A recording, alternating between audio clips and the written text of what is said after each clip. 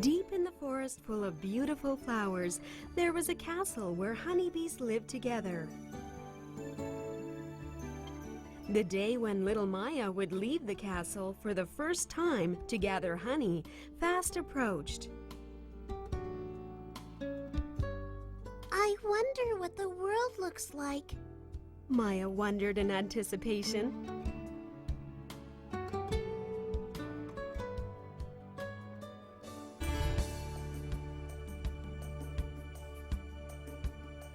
Maya's teacher, Miss Cassandra, told her that out there she would find friends such as flowers with sweet honey, birds and butterflies, but also enemies like spiders and wasps. Miss Cassandra also taught Maya that she should sting her enemies if they attacked her.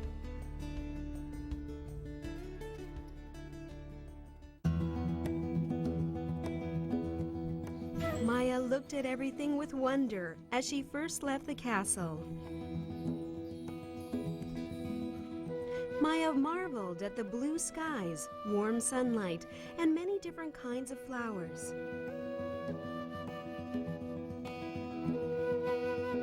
Maya was having such a lovely time observing new things, she didn't notice that she was left alone.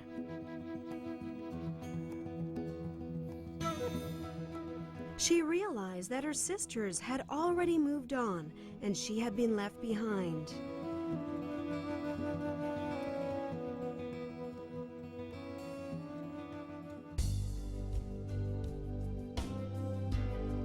Tired from flying around in search of her sisters, Maya sat on top of a big tulip. She sucked all the honey she could from the fragrant tulip and then fell asleep. The next morning, Maya took one look at the splendid flower beds, and she no longer wanted to return to the stuffy castle. The thought of not having to work and suck all the sweet honey she wanted made Maya happy.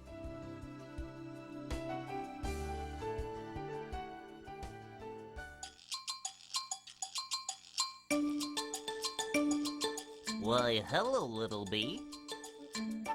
Greeted Mr. Cookie the Shaver.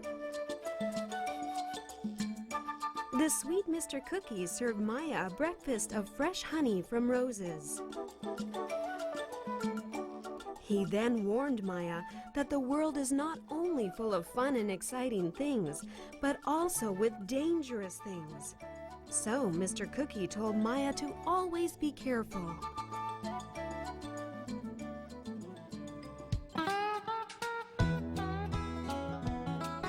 After parting with Mr. Cookie, Maya went to the pond and sat herself down on a lily pad.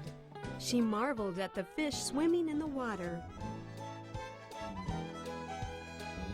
Who are you? That is my spot. Hans the fly grew angry as he flapped his wings.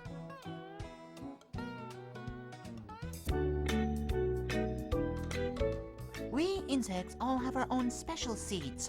Where you are sitting just happens to be my seat. Maya learned from Hans that the insect world had its own rules. Just then, Schnuck, the dragonfly, flew by and took Hans the fly in his mouth.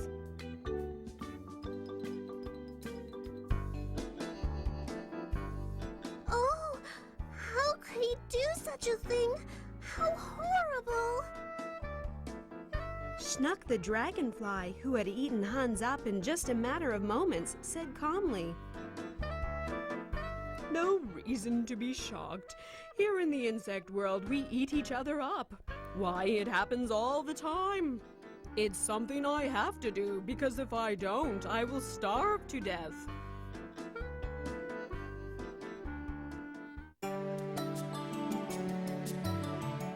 Then, at that moment, a frog stuck out his tongue from the pond and tried to eat Schnuck. Schnuck quickly fled just in time and said, "Oh, dragonflies being eaten up by frogs is normal too. That's the way it goes here." Maya thought to herself that the world outside the castle was a frightening place.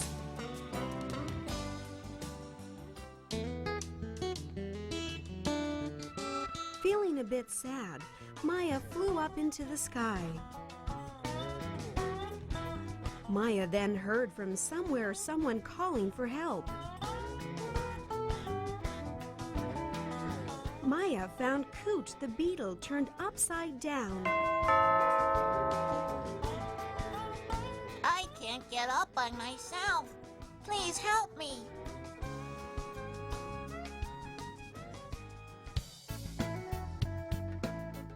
Maya went up to the stem of the plant next to her, and she took another stem and pulled it down. Take the end of this to help yourself get up. Coot the beetle barely got up and said, Thank you. I shall not forget what you have done for me today. Coot thanked Maya several more times before he flew away.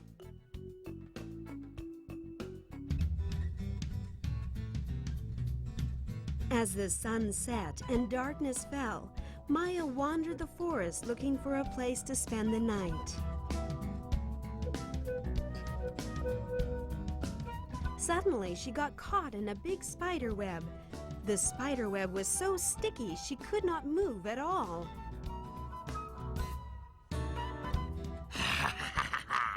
Today, I will have a bee for dinner.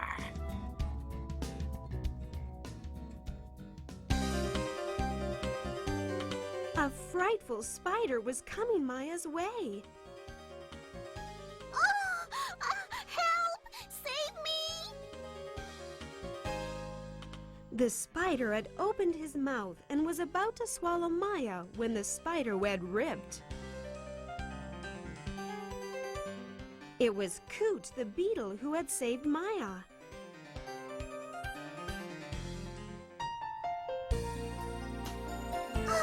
Thank you so much, Coot. No need to thank me. I was just returning your favor. After Maya parted with Coot the beetle, Maya thought to herself that the outside world was too scary. She missed her home. She flew to go back to the castle where the family she missed so much was.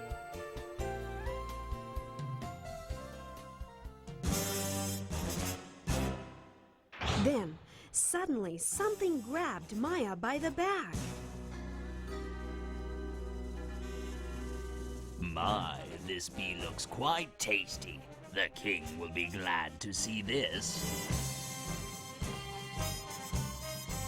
The wasp took Maya to the castle. Maya then remembered what Miss Cassandra had said to her about spiders and wasps.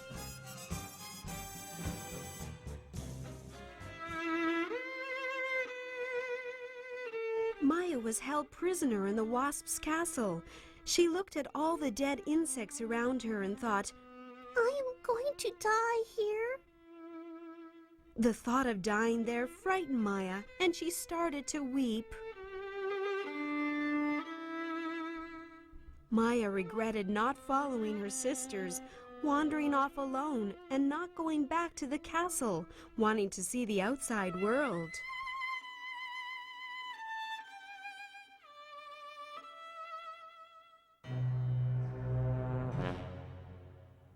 Maya then heard the voice of the Wasp King coming from the next room. Before the sun rises tomorrow, we will invade the castle where the bees live in. Have every wasp in the castle ready. Shocked at what she had just heard, Maya stopped crying and started to think of how she would let the other bees know.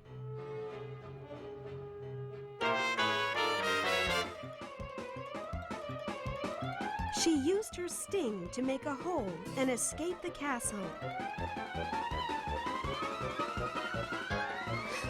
If I don't rush to the queen and alert them, all the bees will die. Having escaped from the wasp's castle, Maya flew as fast as she could.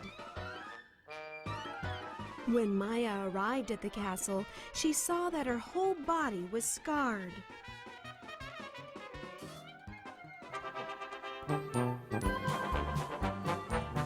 Learning of the wasp attack, the queen ordered her soldiers to get ready.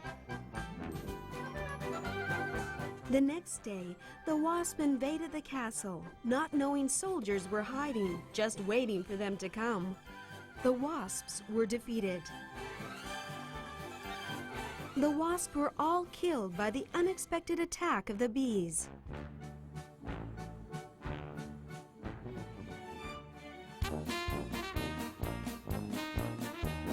The queen said happily, "You have all done a fine job of fighting. Maya, who came to us risking her life, was of the greatest help."